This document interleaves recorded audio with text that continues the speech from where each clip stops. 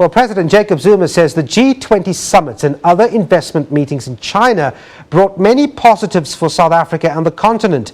An agreement emerged this week exploring various infrastructure development initiatives between the two countries, including one on the Moloto Rail Development Corridor.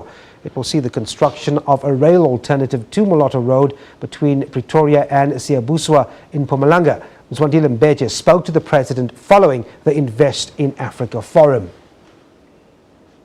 We have been very consistent in the G20 to discuss the challenges of Africa, partly because if you solve the problems of one country in Africa, you don't deal with the continent, you would not be hitting the nail on the head. Part of the reason, for an example, in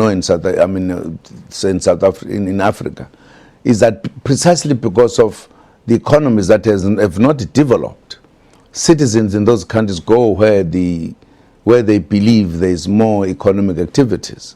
That explains why, for an example, we have in South Africa a lot of brothers and sisters who come to look for opportunities. Now you need to create opportunities in every country. And for South Africa, a 30 billion rand deal to build the rail line between Gauteng and Mpumalanga, a great achievement. If you want to develop the economy, you have got to expand the infrastructure, like Moloto Road. We have been talking about this. You'll recall that at one time when I was doing Siyahlola in Tshwane, in Marabastad, there were citizens who came from Moloto Road who asked me to come there and see, and I did go there thereafter. And I promised them that we are going to deal with that corridor, and this is the results. The Kwandong province has invested heavily in South Africa. Last month, the province signed a memorandum of understanding with KwaZulu-Natal, including business agreements to the tune of over 2.6 billion rand.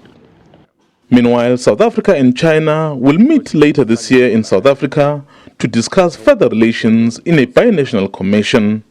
Mzwandile Mbeje, SABC News, Guangzhou, China.